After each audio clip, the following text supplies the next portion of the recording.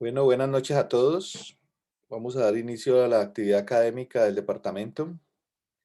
El día de hoy tenemos el gusto de tener al doctor Freddy Ariza. El doctor Freddy Ariza es profesor asistente del Departamento de Anestesia de la Universidad del Valle, eh, un experto en el tema de hoy, eh, que es muy necesario revisarlo con él para ver si comenzamos a utilizar esta herramienta que ya la tenemos en el hospital de un tiempo, ya creo que un año, pero han habido algunos inconvenientes y la idea es con el hospital y el equipo de Roten, de hecho está la representante de Roten con nosotros, Claudia Colorado, y incentivar el uso de la tromboelastometría con el Roten que adquirió el hospital. Entonces, muchas gracias, doctora Arisa, por acompañarnos, a pesar de las dificultades que ha tenido. Siempre presto a toda la parte académica con nosotros. Voy a darle el micrófono, profe, y empecemos.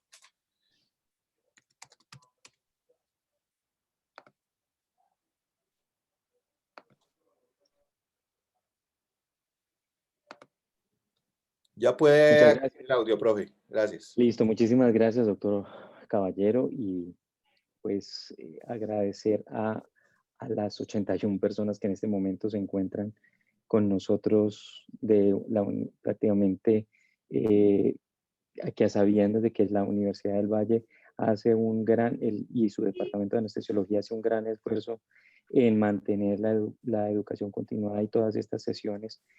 Pues voy a tomarme unos minutos de su tiempo para discutir un tema que es muy interesante y es cómo un test, una prueba diagnóstica podría significar un cambio radical en la forma en cómo nosotros trabajamos.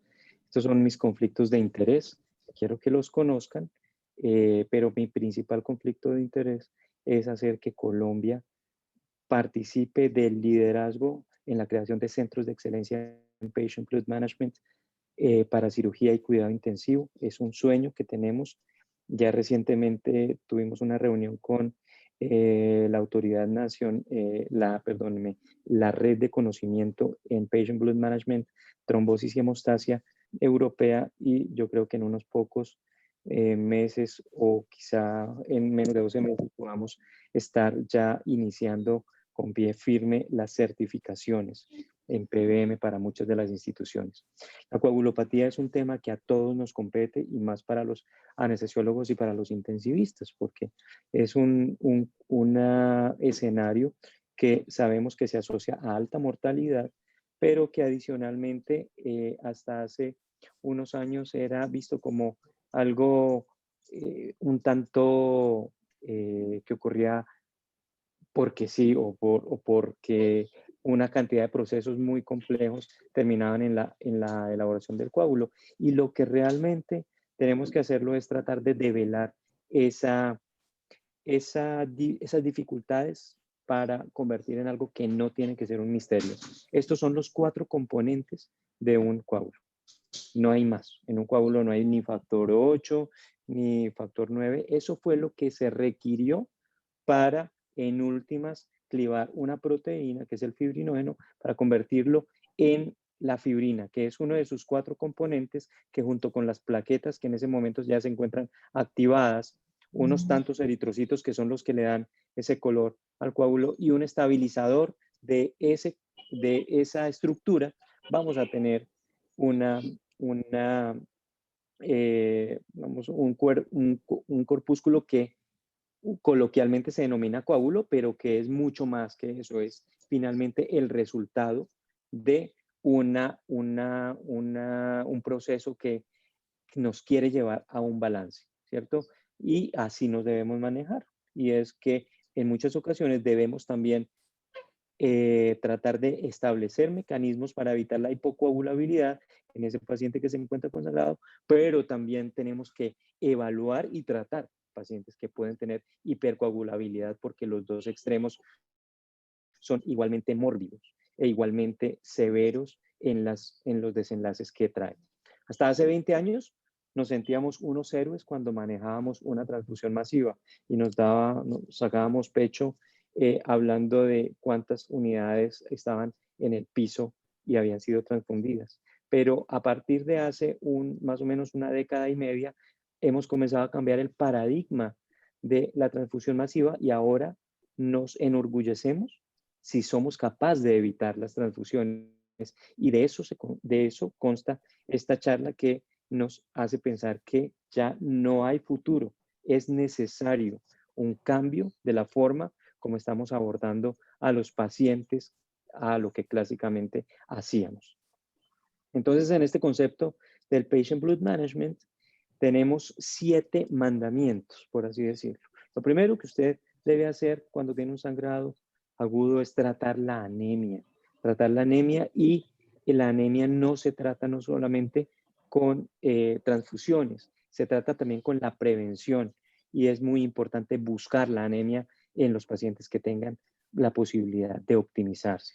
Este es un punto importante. Tener un equipo comprometido. El uso de ácido tranexámico sigue siendo una estrategia que en la gran mayoría de situaciones cala muy bien, pero tenemos un quinto punto, y esto es fundamental, y ahí viene a lo que es nuestra charla de hoy, que es que se debe hacer un manejo individualizado, porque todos los fenotipos, los diferentes fenotipos a consecuencia de estas predisposiciones genéticas en un escenario de sangrado o un escenario crítico que puede terminar en una hipercoagulabilidad, deben individualizarse, y la única forma de hacerlo es a través de unas técnicas.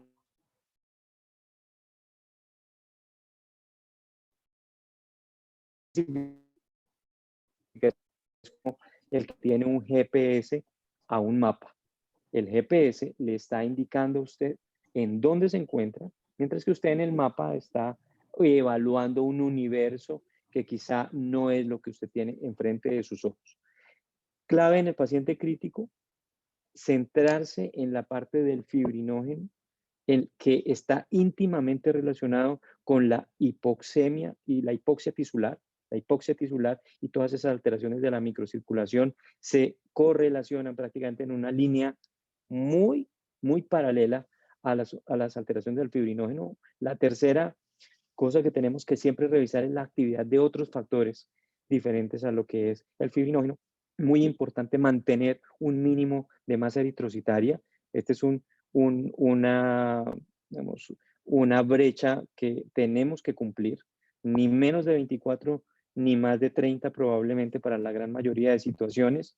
Y por último, y menos frecuentemente, las alteraciones plaquetarias. Esto va de la mano con gracias a Dios, con un tema que tiene que ver con que al disminuir las transfusiones de plaquetas específicamente, estamos reduciendo de manera importante casi que un 50% de los eventos adversos relacionados con las transfusiones luego de las del plasma.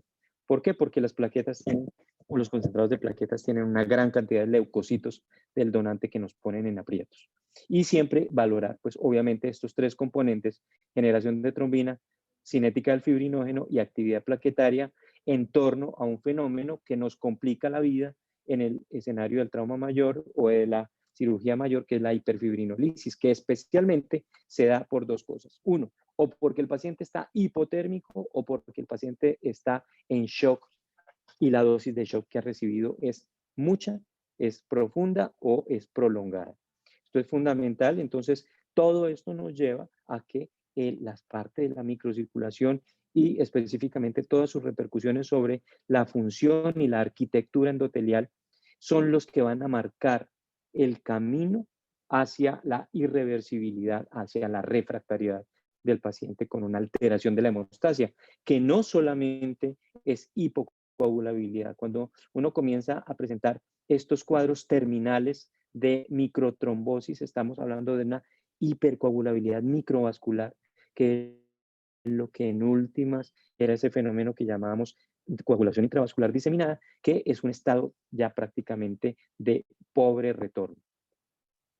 Hemos hablado de cambiar ese concepto negativo de la triada de la muerte por un concepto proactivo de la TERM, que hemos denominado en las aristas de la vida, el triángulo de la vida, que está compuesto por, en lugar de decir, el paciente está hipotérmico y se va a morir, no, vamos a termoprotegerlo, vamos a mantenerlo bien perfundido, pero sobre todo vamos a optimizar su hemostasia en esa parte, y en este punto las pruebas viscoelásticas llegaron para quedarse, en donde este tema tiene que ver con un manejo mucho más personalizado, en donde definitivamente one size fits for all no es lo que queremos acá, no son fórmulas de cocina lo que queremos para manejar. El paquete de transfusión masiva fue una estrategia y ha sido una estrategia importante para cortar los tiempos de intervención, pero luego de esa primera intervención del paquete de transfusión masiva no podemos seguir con lo mismo, porque entre más unidades de plasma pongamos, más vamos a llevar al paciente hacia los malos desenlaces. Entonces es necesaria una medicina de precisión, en donde las pruebas viscoelásticas, y en este caso el ROTEM, nos están representando, ¿cierto? Nos están representando los procesos que yo debo conocer. Un buen anestesiólogo, hay algo que debe manejar fuera de todos sus medicamentos y estas cosas, y es cómo funciona fisiológicamente la hemostasia. Y la hemostasia ya se conoce que es una interacción de unas proteínas con unos receptores y unas células que cantan y bailan una danza simultánea de múltiples procesos que se autorregulan y se promueven entre sí. Entonces, esta representación de esta curva, que inicia por una raya, que ustedes la pueden ver acá en verde, ¿cierto? Y que representa ese tiempo entre existir una activación, llámese en este caso una activación in vitro, como es un ROTEM o una trombolastografía, y cómo cotejarla con una activación in vivo, es decir, una injuria de una pared de un vaso. Y las lesiones vasculares siempre arrancan con una exposición del factor tisular y una activación de unas proteínas para terminar en la activación plaquetaria, que va a funcionar como un catalizador de eh, toda la dinámica que tiene que ver con la estructuración de esa malla de fibrina a partir del fibrinógeno. Entonces, si nos vamos desde el principio, esta raya verde significa ese punto de latencia hasta el punto de la explosión de trombina, ¿cierto? La explosión de trombina, hablando del modelo celular de la hemostasia, en donde estas plaquetas activadas comienzan a llamar a otras y comienzan a clivar ese fibrinógeno en fibrina para formar esos 4 componentes de esa estructura que hemos llamado coágulo. Entonces, si nos vamos hacia la curva, hacia el despliegue de la curva, entre entre mejor bailen esa danza, plaquetas, fibrinógeno, ¿cierto? Y endotelio, pues mejor será la durabilidad de esa estructura, mejor será la firmeza, y menor también será la posibilidad de que tempranamente esta estructura se destruya a partir de un proceso que es fisiológico y que es la fibrinolisis, que también es importante que ocurra. Es normal que haya una fibrinolisis entre el 3 y 8%. Cualquier cosa que esté por debajo del 3% se llama supresión de la fibrinolisis, y es tan malo como tener hiperfibrinolisis.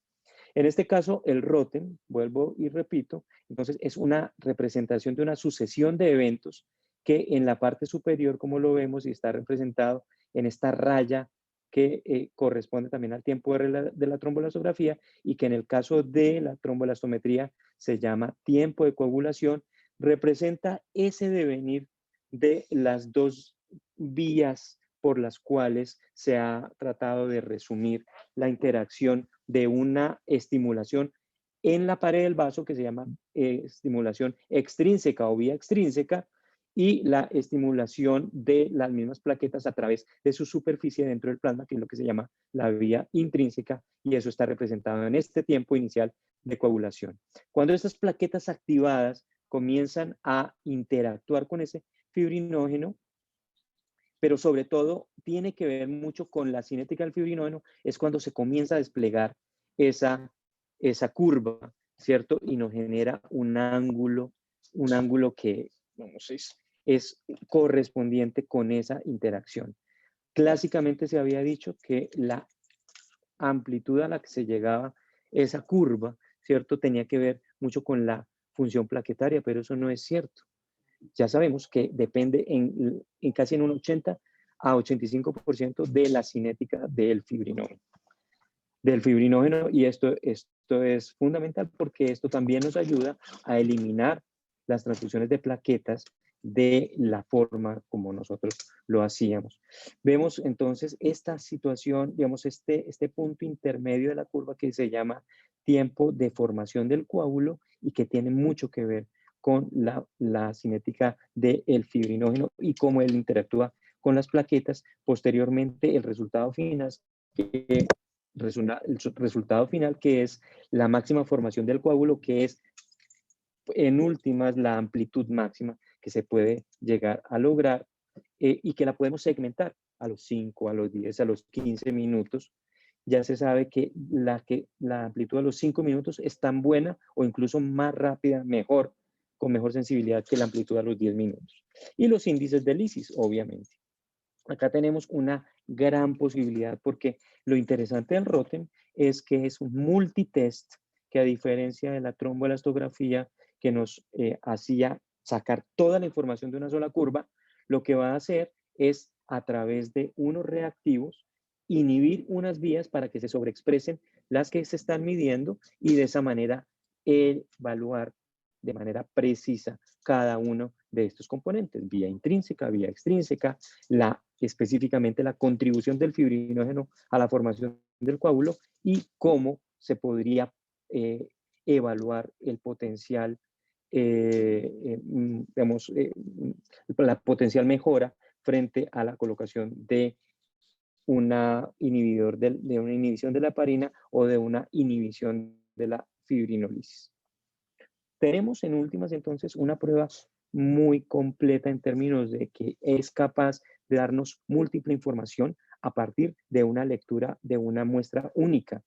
Tenemos entonces lo que les dije, son factores que activan y también algunos factores que inhiben. Por ejemplo, en el caso del FIBTEM o del ROTEM específico para fibrinógeno, la curva específica para fibrinógeno, tenemos un inhibidor de la actividad plaquetaria que es la citocaracina B. Y lo hacemos a partir de una curva original de evaluación de la vía extrínseca, que lo que hace es activarla a través de cloruro de calcio, factor tisular y otros componentes. En el caso de la vía intrínseca, fíjense que tenemos ácido lágico para tratar de inhibir los componentes diferentes o los factores diferentes a los vitamina K dependientes. Muy interesante la prueba porque en últimas nos está prácticamente no solamente diciendo la dirección como en el GPS, sino que es como si tuviéramos 4 GPS, uno adelante, 2 a los lados y uno atrás, en donde estamos evaluando constantemente muchísimas otras variables que pueden ser significativamente importantes en la evaluación de la hemostasia. Si descomponemos la interpretación básica del ROTEM, vamos a encontrar que luego de esa raya inicial o ese segmento inicial que es el tiempo de coagulación, vamos a encontrar esa apertura que puede, como lo dije, dividirse en diferentes tiempos. Entonces tenemos la apertura a los 5 minutos, a los 10 minutos, hasta llegar a una máxima formación del coágulo.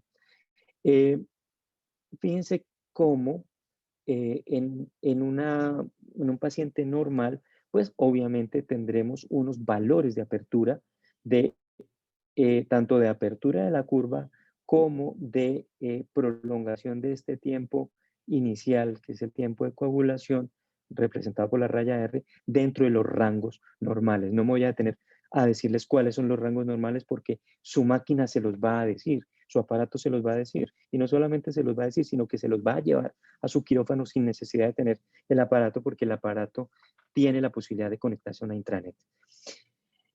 Tenemos claro como una curva que a simple vista nos va a demostrar una destrucción temprana de la máxima formación del coágulo, pues nos está representando una hiperfibrinolisis. Pero adicionalmente, casi siempre las hiperfibrinolisis nos dan este patrón, y es que el FibTem específicamente el que estudia el fibrinógeno, pues nos va a mostrar unas amplitudes bastante pequeñas, bastante angostas, son curvas muy pequeñas que inmediatamente confirman lo que para la gran mayoría de situaciones de shock hemorrágico se da, y es que las alteraciones del fibrinógeno, como son las más frecuentes, nos obligan, así como en los gases, a mirar primero el pH, a mí me obligan inicialmente a evaluar inmediatamente el FibTem. Otro,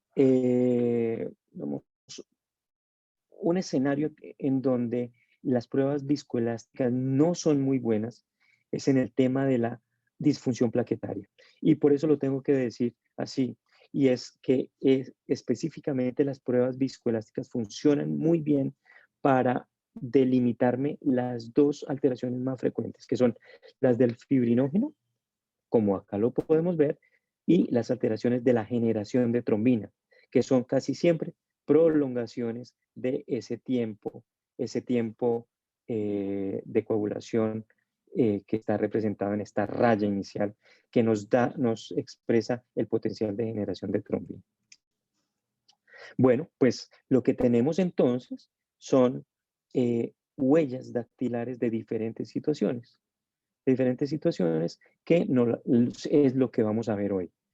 Vamos a mirar cómo de pronto, por ejemplo, en pacientes con anticoagulación oral, incluso podemos hacer un adecuado tratamiento de estos pacientes cuando evaluamos estos pacientes a partir de la evaluación del tiempo de coagulación del XTEM específicamente. Pero vamos a ver situaciones un poco más frecuentes que lo que son los anticoagulantes orales directos que ya entraron a la era de evaluación con estas técnicas. Esta es una foto de un hospital donde yo me formé, en donde en la sala, en el quirófano, estaba tanto el ROTEM del modelo de esa época como otro test que se llama multiplate y que tenía que ver con evaluación plaquetaria. Miremos estos casos que son bastante interesantes. Son pacientes con fibrilolisis fulminante. A simple vista se nota que estos pacientes, esta es una curva que en principio, y como lo dije anteriormente, el FibTem, que es lo primero que voy a ver, se nota prácticamente una raya, no tiene apertura absoluta, no tiene amplitud. Entonces, esto es un claro ejemplo de una hipofibrinogenemia, y la razón por la cual este paciente está presentando hipofibrinogenemia es porque tiene una hiperfibrinolisis severa que, como lo podemos ver en el cuadrante infero derecho, ¿cierto? Infero derecho, exactamente, al agregar un antifibrinolítico, como el ácido tranexámico en la prueba APTEM, me corrige esa destrucción temprana del coágulo. Diagnóstico creado. Hiperfibrinolisis prácticamente severa, que nos obliga a este paciente, pues obviamente, a tratarlo a expensas del bloqueo de la hiperfibrinolisis y la sustitución, la restitución de los niveles de fibrinógeno. No me voy a detener en terapias, vamos a ver rápidamente muchos casos. Mire esta diferencia entre esta hiperfibrinolisis, que es de una clásica de una materna, de un paciente de cirugía cardiovascular, un paciente de trauma, y miren, esta es diferente porque es una hiperfibrinolisis tardía, es una hiperfibrinolisis de un paciente que está entrando en la fase final del shock, en la irreversibilidad, en ese punto de que empieza a aparecerse una coagulación intravascular diseminada. En este punto, igual con la misma repercusión sobre la prueba del fibrinógeno, en donde prácticamente la apertura es cero, es muy pequeña, y pues ya nos está hablando de que tenemos rápidamente estas situaciones de hiperfibrinolisis fulminante que son de una alta mortalidad, ¿cierto? Una alta mortalidad, como en esta, por ejemplo, que es un paciente con una CID. Esto es un paciente de una sepsis con una CID, que a pesar de tener la misma repercusión sobre el fibrinógeno, tiene un comportamiento del coágulo a través del tiempo diferente. Fíjense que la hiperfibrinolisis de este paciente es tardía a diferencia de estos otros casos en donde es muy temprana, ¿ya?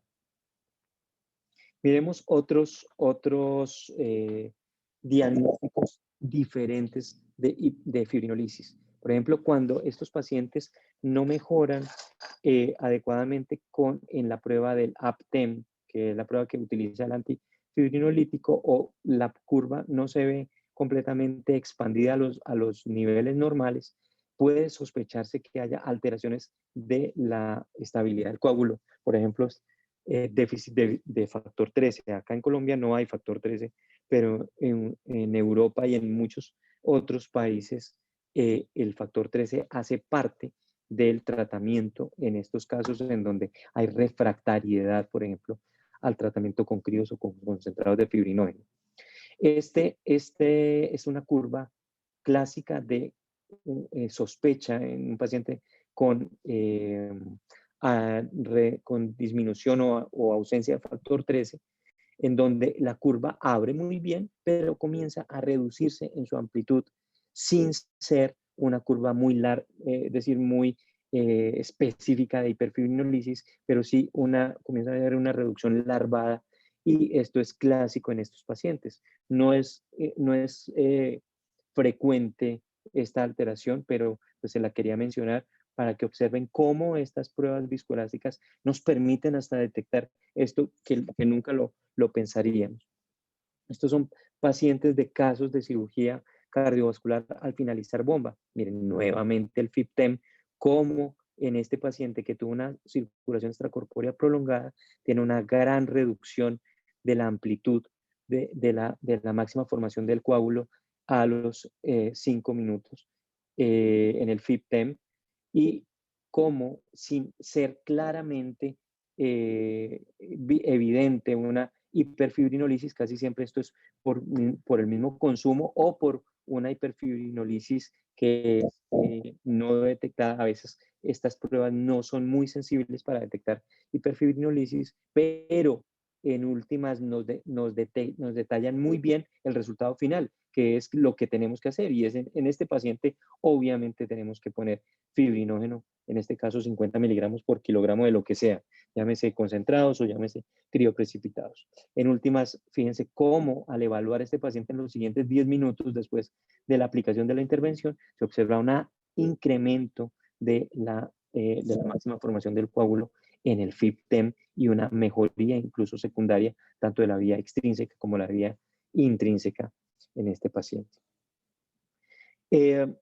En este paciente, por ejemplo, que tenemos una situación que podría guiarnos a una cosa en donde yo les dije que no era, digamos, era un hueco negro de las pruebas viscoelásticas, y es la disfunción plaquetaria. Son estos pacientes que arrancan muy bien, tienen curvas de FIBTEM muy gordas, muy hiperexpresadas, pero que tanto su INTEM como su EXTEM no tienen unas máximas formaciones del coágulo adecuadas. En este caso hay que sospechar disfunción plaquetaria. Este paciente tenía 4.000 plaquetas, tenía un fibrinógeno súper alto, paciente con una leucosis, ¿ya? Con una leucosis y un sangrado. En este paciente no hay otra opción que utilizar pues la plaquetaferesis con todo lo que podría esto tener en consecuencia. Este fue el resultado final, luego de haberle puesto su aféresis de plaquetas. Este es otro paciente de trauma, en donde el FIBTEM se observa relativamente bien inicialmente, pero se observa en el EXTEM una reducción paulatina o alarmada de la máxima formación del coágulo, que al ponerla en la prueba con el antifibrinolítico, la última de la parte izquierda, se llama APTEM, ¿cierto? Que se llama así en honor a la aprotinina, pero que ahora tiene como reactivo el ácido tranexámico. Vamos a ver qué pasó con este paciente. Este paciente específicamente, más que incluso la misma hiperfibrinolisis que marcaba, tiene una prolongación del tiempo de coagulación. En este punto, fíjense que no es muy evidente, pero es muy importante siempre mirar los valores de referencia que se los va a dar. En este caso, de la diapositiva, pues los he eliminado, pero siempre digamos, el despliegue de pantalla les va a mostrar a ustedes los valores normales y los límites. Si el CT en este caso estaba de 119, seguramente es porque en este caso el tiempo de coagulación en el extem seguramente no podía ser mayor de 110. En este caso se presume que este paciente tiene una alteración de la generación de trombina y funcionan muy bien en este caso los concentrados de complejos protrombínicos o 3 o 4 unidades de plasma para acortar. Fíjense que el CT en este caso de 119 segundos bajó a 70 segundos y el paciente pues seguramente ha dejado sangrar. En hemorragia posparto, ya lo que hemos hablado en términos de las alteraciones del fibrinógeno representado por el FIBTEM, ¿cierto? Y la evidencia de hiperfibrinolisis. Esta paciente, por ejemplo, tuvo que ser intervenida con muchas cosas, el ácido tranexámico, los 4 de fibrinógeno, también tenía prolongación del CT, del tiempo de coagulación, que nos habla nuevamente de la generación de trombina y que se trata con plasma específicamente o en lo posible con concentrados de complejos protrombínicos. Entonces, acá hay un sinnúmero de situaciones que nos está desmenuzando muy bien el ROTEM para muchas cosas de hipocoagulabilidad, pero también en este momento las pruebas viscoelásticas están siendo valiosas en la valoración global de los pacientes con hipercoagulabilidad.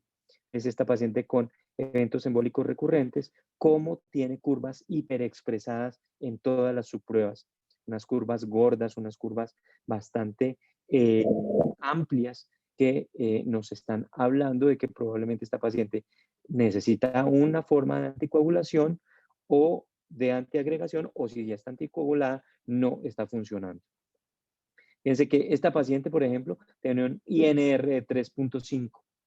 Este es un típico, por ejemplo, caso de un paciente con hepatopatía. Pacientes que tienen INR de 3.5 y uno creyendo que va a hacer mucho, le pone plasma. Y cuando le toma alguien a ciegas un ROTEM, observa que estos pacientes tienen hipercoagulabilidad. Increíble, ¿no?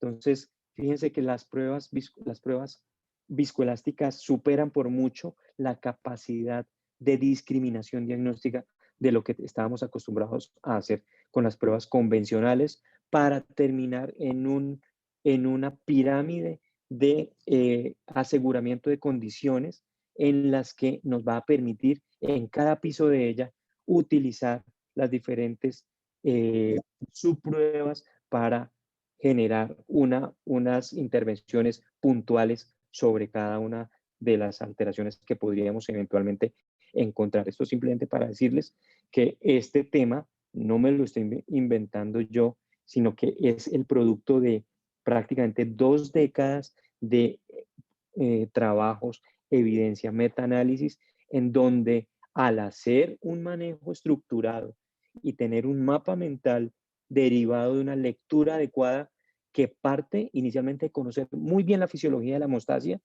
cómo yo puedo ahorrar no solamente recursos, intervenciones, sino dinero en mi institución. Las pruebas de viscoelásticas como el ROTEM son de los pocos test, de las pocas pruebas que han demostrado asociarse con reducción de la mortalidad. Y ya, como lo hemos visto, en los últimos 2 o 3 años, empiezan a salir trabajos en donde a través de estas pruebas y guiando el uso de concentrados de factores, yo tengo desenlaces significativamente superiores a lo que hacía tradicionalmente con el plasma, ¿ya? O sea, la probabilidad de falla con, con estos esquemas basados en pruebas viscoelásticas y el uso de concentrados de factores reduce significativamente los porcentajes de falla. Me vuelve mucho más eficiente la forma en cómo yo trabajo y cómo puedo ahorrar estos recursos tan difíciles ahora de conseguir en tiempos de pandemia como son los recursos de los bancos de sangre. ¿Ya? Yo creo que con esto voy a detenerme aquí y más bien vamos a pasar al bloque de preguntas o intervenciones que ustedes tengan. Muchísimas gracias por escucharme y tener la paciencia para ver mi diapositiva. Bueno, profe, muchas gracias por tu ponencia el día de hoy, por colaborarnos en educarnos en esta herramienta tan importante en la medicina perioperatoria moderna. No sé, levantamos la mano los que quieran participar, los que quieran hacerle alguna pregunta al doctor Ariza, algún comentario, y les voy activando el micrófono paulatinamente. O si quieren, dejan la pregunta en el chat.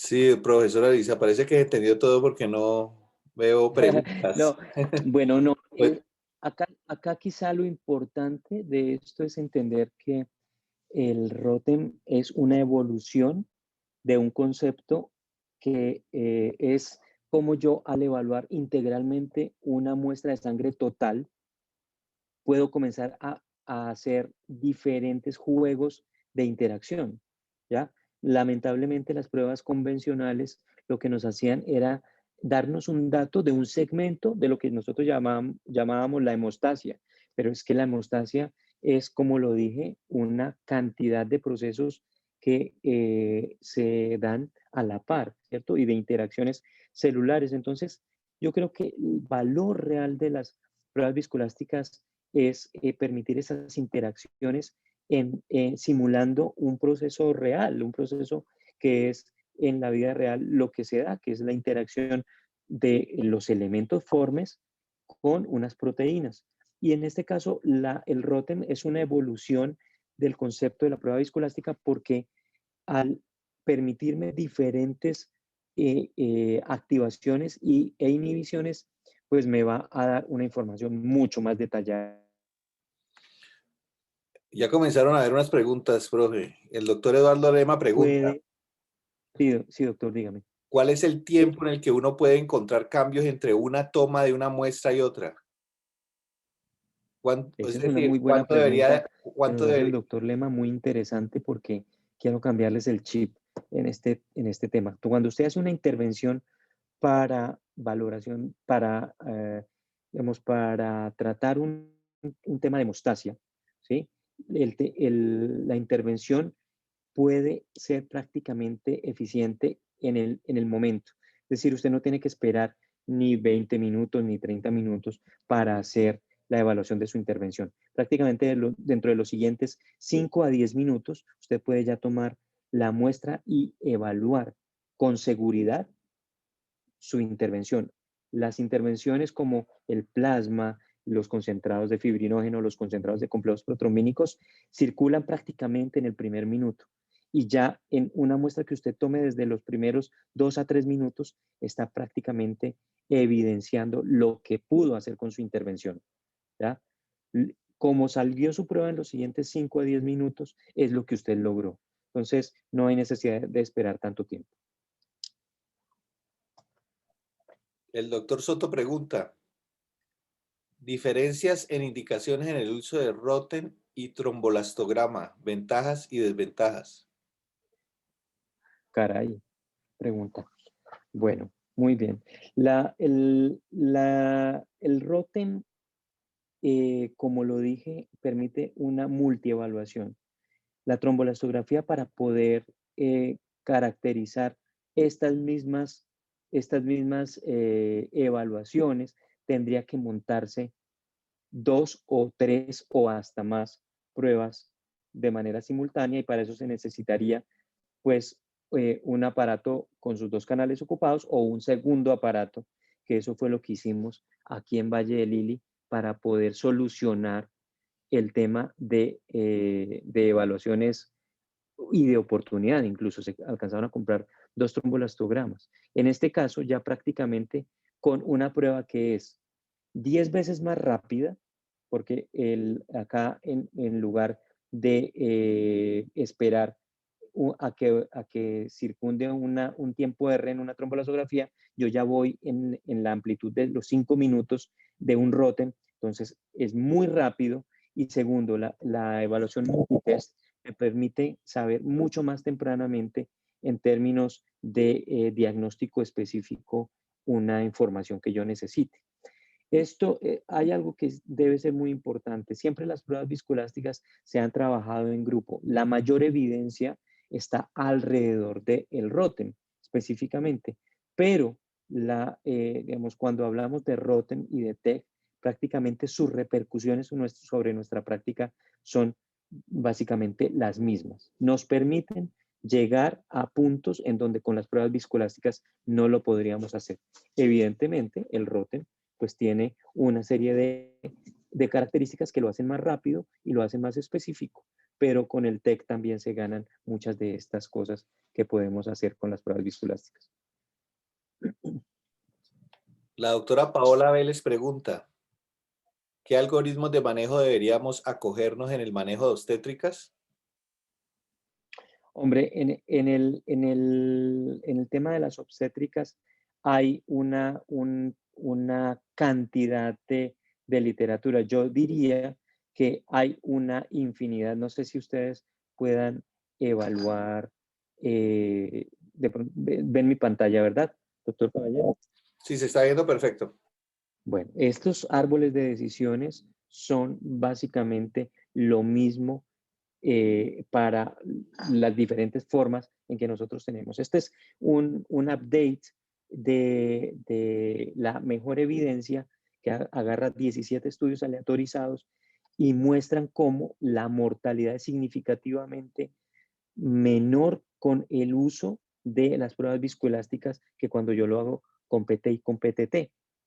Muy interesante ese tema. Sin duda alguna, puede haber algo de dudas en los que usan trombolastografía, pero con los que usan ROTEM, definitivamente hay una diferencia en términos de mortalidad abrumadora.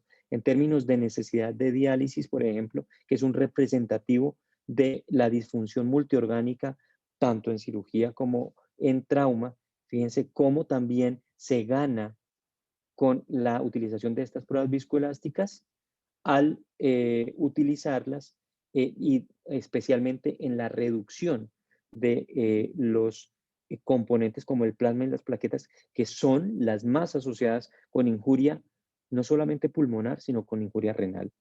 Entonces, estamos hablando de que definitivamente hay una suficiente evidencia para demostrar que estas pruebas, a través de cualquier protocolo, a expensas de cualquier protocolo, pues va a funcionar muy bien. Y en últimas, tenemos que, vamos a, dentro de la política o la filosofía del PBM, vamos a tener que cambiar nuestra forma de pensar porque definitivamente hay pacientes que se nos salen de la práctica usual y debemos a través de estas pruebas específicas tratar de encontrar esa posibilidad de encauzar a mi paciente dentro de la normalidad. Y para esto no tengo mucho tiempo. Las pruebas viscoelásticas nos acortan sensiblemente el tiempo de intervención. No importa cuál sea el protocolo. Recientemente hay muchas publicaciones que nos muestran muy bien cómo manejar estas pruebas viscoelásticas dentro del escenario de hemorragia obstétrica y todas son igualmente buenas.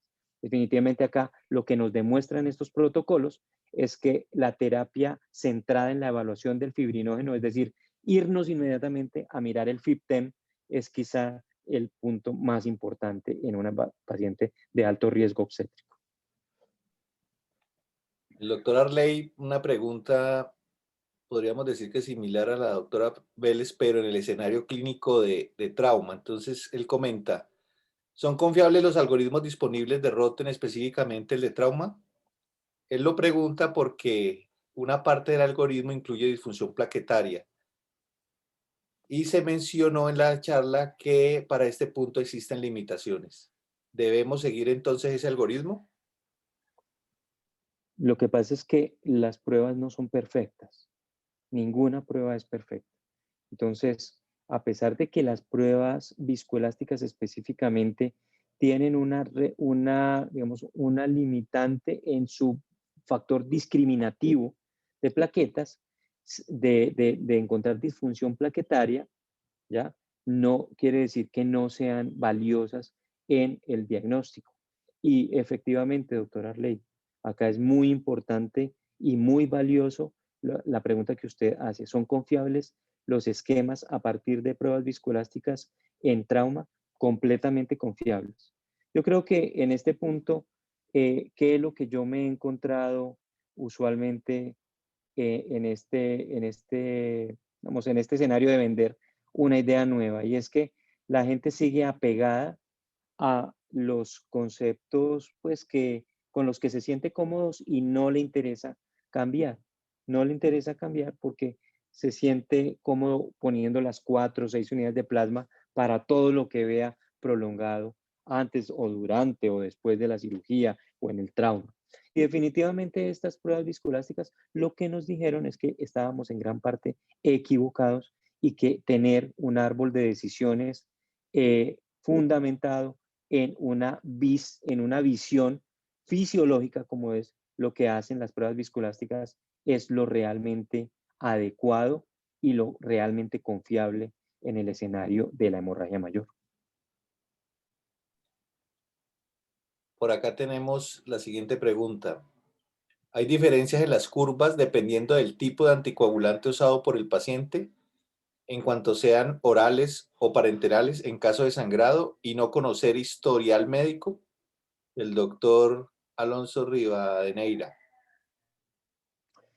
Las anticoagulantes orales tienen unas pruebas específicas. Por ejemplo, en el caso del dabigatran, por ejemplo, es el tiempo de trombina directo, es la prueba específica, o la actividad de factor 2. En el caso de los sabanes, las pruebas específicas para actividad del factor 10 son las recomendadas. Pero cada vez más vemos evidencia de que las pruebas viscoelásticas funcionan muy bien para guiar la terapia de reversión de los anticoagulantes orales, no solamente de antagonistas de vitamina K, sino todos los anticoagulantes orales directos.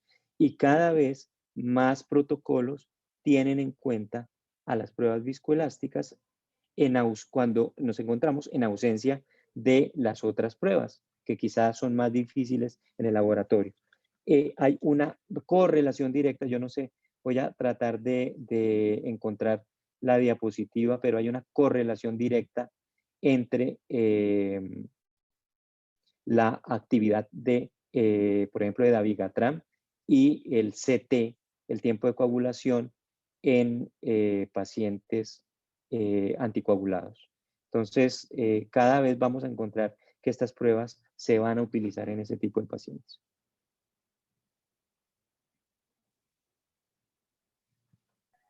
El doctor Soto pregunta, ¿la aproximación transfusional en ATLS propende por transfusiones 1-1-1? ¿Qué papel tiene el ROT en el paciente politraumatizado contra el uso de transfusión de plaquetas y las limitaciones del ROT en disfunción plaquetaria? Total, yo creo que acá es muy chistoso porque el tema de esta limitación, no quiero decir que no funcione. Quiero dejar claro que el ROTEM es una guía adecuada para evaluar una posibilidad de disfunción plaquetaria, como ya lo mostré en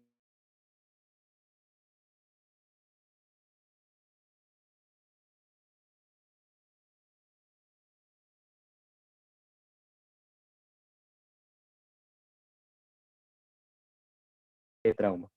El ROTEM es la visión, digámoslo así, la visión europea del problema, ¿cierto?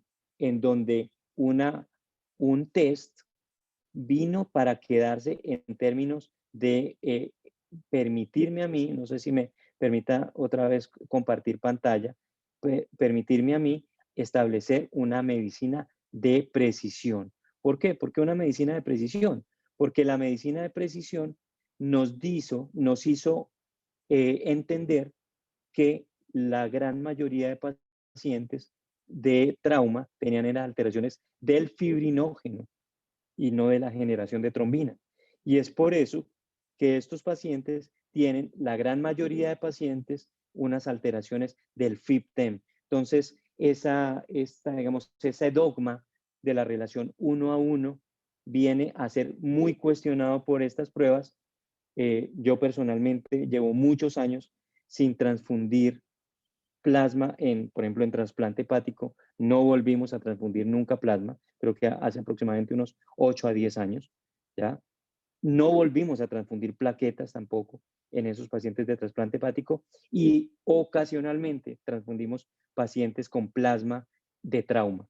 Muy interesante ese tema. Creo que aquí es muy importante confiar en las tecnologías y definir lo que conocíamos o lo que teníamos como dogmas en el manejo de la transfusión masiva es reevaluado día tras día con la aparición y el refinamiento de estos test diagnósticos. Esto vino para quedarse definitivamente. Yo personalmente no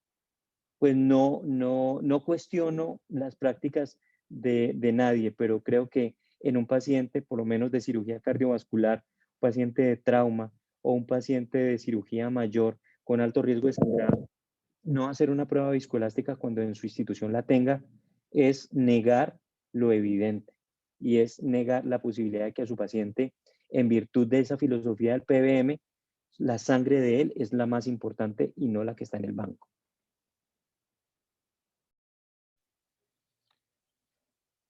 Yo creo que dos preguntas más, doctora Arisa, siendo las 9. La doctora Comaromi nos pregunta, ¿hay alguna particularidad en la aplicación e interpretación de Rotem en población pediátrica?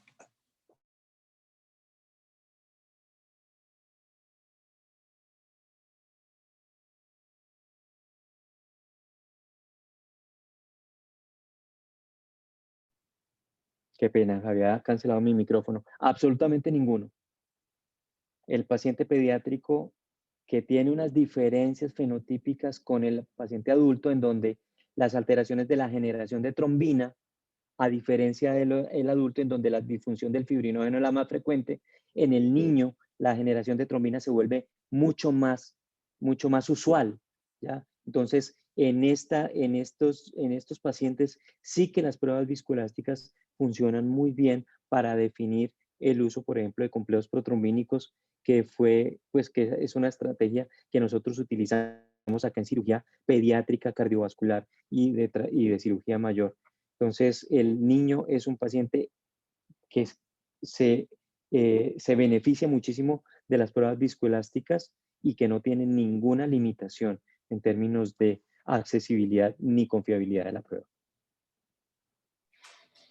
El doctor Quesada pregunta, ¿nos puede hablar de costos? En mi institución contamos con tombolastograma y lo aplicamos en protocolos de transfusión, pero teniendo en cuenta los costos, ¿cómo convencerse de la inversión para la adquisición de Rotem? Claro, este es un tema muy importante. Yo el tema comercial no lo voy a tocar, pero le quiero compartir unos resultados preliminar de un estudio que vamos a publicar ahorita en el Congreso de Hemostasia y Trombosis, en el Mundial de Hemostasia y Trombosis, y fue un estudio de costo-eficiencia de Rotem en dos países, en México y en Colombia, en donde en dólares por paciente utilizado, el Rotem era capaz de reducir los costos totales hasta en menos $8 por paciente. Si eso lo comenzamos a sumar, juntando transfusiones, juntando complicaciones de herida quirúrgica derivadas, inmunomodulación, eventos adversos relacionados con las transfusiones, terminamos realmente hablando de una ganancia significativa en términos de costo-eficiencia para las instituciones. Y fue esa diapositiva que yo les mostré a ustedes, en donde aparece un billete de $1, un billete de dólar, y en donde, a ver si la tengo en este punto, porque es muy importante ese tema, en donde las instituciones se podían en 2 años ahorrar o recuperar mejor el dinero que habían invertido con la compra de un tromboelastógrafo, de un Rotem, eh, o incluso también de un tromboelastógrafo. Son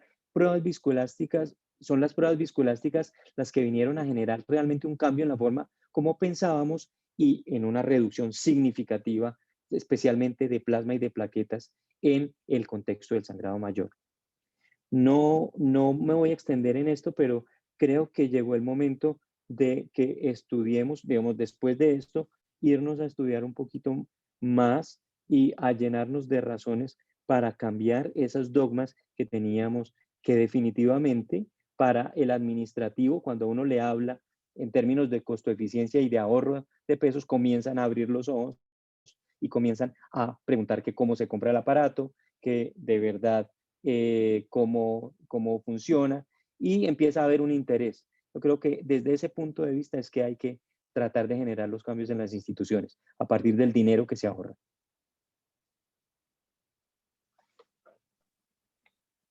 Bueno, doctora Arisa, muchas gracias por nuevamente estar con nosotros en la actividad de hoy.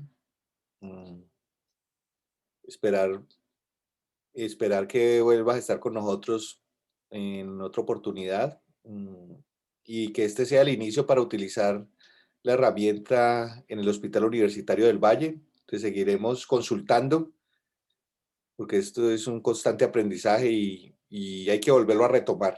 Desafortunadamente tuvo un error técnico, parece ser, ya se resolvió y estuvo parado alrededor de 4 o 5 meses. Entonces, estamos retomando otra vez el tema. Acuérdense que las pruebas viscoelásticas tienen también una razón de ser y es siempre utilizarlas. Su buena utilización termina potenciando los beneficios de la prueba. Tampoco tenemos que utilizarlas en todos los casos, pero creo que el ROTEM y las pruebas viscoelásticas en general tienen un nicho muy amplio en donde el paciente que tenga alta exposición o alto riesgo de exposición a los hemocomponentes puede dársele la oportunidad de no llevarlo a ese punto en donde comienzan a presentarse los riesgos de malos desenlaces. Muchas gracias, siempre he estado con ustedes y seguiré siendo un colaborador de este departamento. Muchas gracias. Bueno, muchas gracias, profe, nuevamente. Muchas gracias a todos por la participación. Por favor, firmar la hoja de asistencia, el link de asistencia que está en el chat. Y a esperarlos en las actividades académicas del próximo jueves de cuidado intensivo al mediodía y de anestesia y medicina perioperatoria en la noche. Que descansen. Muchas gracias. La Feliz charla noche. queda en el canal de la universidad en YouTube.